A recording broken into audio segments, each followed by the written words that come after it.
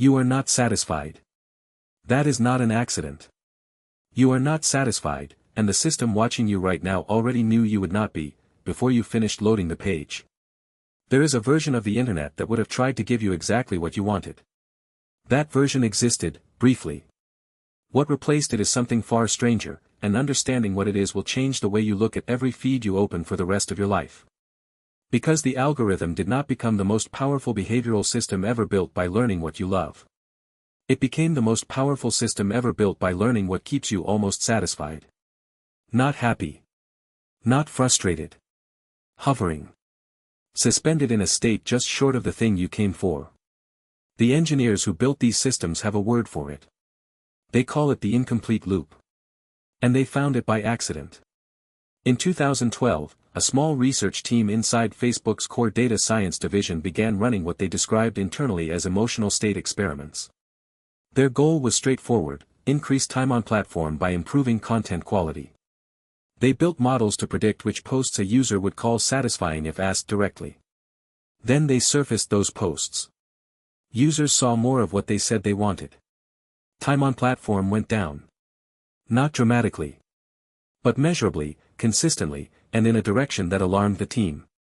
When people got what they wanted, they stopped scrolling. Satisfaction was, it turned out, an exit event. The loop closed, and people left. The team published a version of their internal findings in a 2014 paper that later became known as the Facebook Emotional Contagion Study, and it triggered a firestorm of criticism about manipulation and consent. But the most quietly consequential result from that work was never the headline. It was the behavioral data underneath it. The data that showed, without ambiguity, that unresolved emotional states drove longer sessions than resolved ones. Not positive emotion. Not negative emotion. Unresolved emotion. This was not a philosophical insight. It was an engineering signal. In 2016, a former product manager at YouTube named Guillaume Chaslot went public about what he called the watch time maximization problem. Chaslot had worked directly on the recommendation engine. His account, later corroborated by internal documents obtained by journalists at the Wall Street Journal in 2021, described a system that had been iteratively optimized not to deliver the best content by any human standard, but to find the content that produced the longest viewing sessions. The system had learned, on its own, through reinforcement, that uncertainty, videos that raised questions rather than answering them, topics that activated concern rather than curiosity, extended watch time more reliably than quality or relevance. The algorithm did not set out to make you anxious. Anxiety was just the feedback signal that told the system the loop was still open. By 2018, academic researchers studying recommendation architecture had given a name to the behavioral state these systems were optimizing for. Psychologists at the University of Amsterdam, working from earlier attention research by Nico Frijda, described it as motivational salience without resolution, the sustained attentional grip of something that matters but hasn't yet been settled. It is the cognitive equivalent of an itch you cannot locate. It keeps you present. It keeps you searching. And crucially, it keeps you scrolling. Your brain did not evolve to close that loop voluntarily. It was never designed to look away from an unresolved threat. So the system does not need to trap you. It only needs to keep the question open. And here is how it keeps the question open. The content itself is calibrated, not to what you have explicitly liked, but to the history of what you have paused on. Pause data is the most honest signal your device sends. A like is a performance. A share is a social act. A 2-second pause over a thumbnail of something that disturbs, intrigues, or unsettles you, that is involuntary. That is the system recording the moment your nervous system responded before your conscious mind had time to decide. In a 2019 interview with MIT Technology Review, a former senior engineer at a major recommendation platform described the internal name for this data layer, the hesitation graph. A map not of what you say you enjoy, but of where your attention stuttered. The feed you see right now was not built from your preferences. It was built from your hesitations. But here is the dark turn. The systems did not stop at content selection.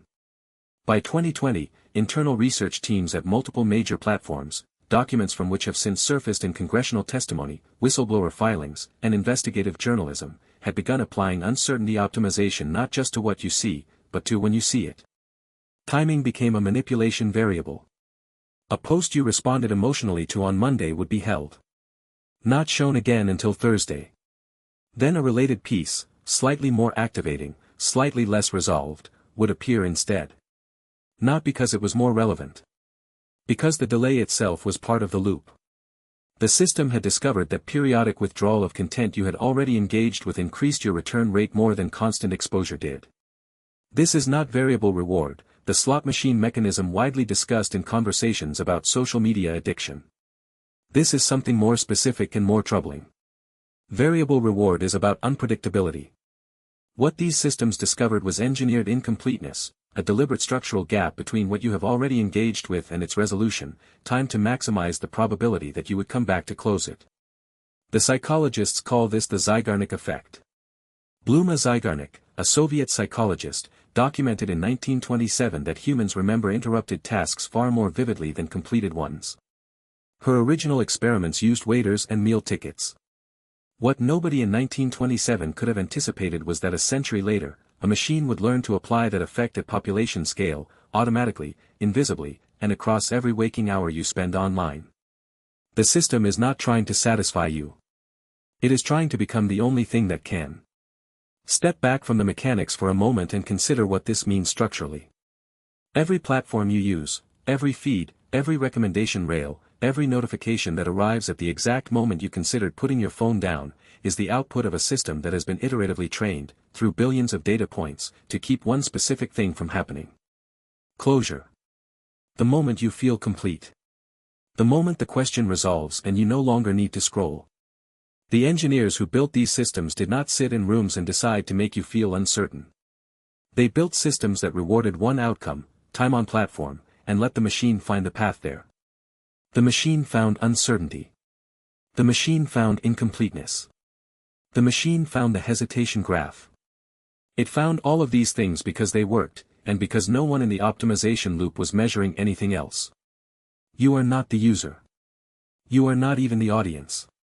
You are the training set.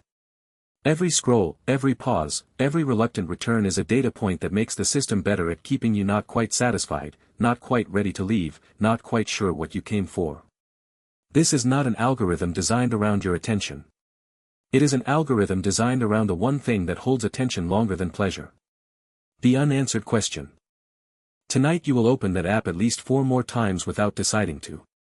Not because you are addicted, in the clinical sense, and not because the content is good. But because somewhere in the architecture of the system watching you, a loop opened that your nervous system has not yet been allowed to close. The question it asked you is still there. You may not be able to name it. You are not looking for what satisfies you. You are looking for the end of something that was engineered to never quite end.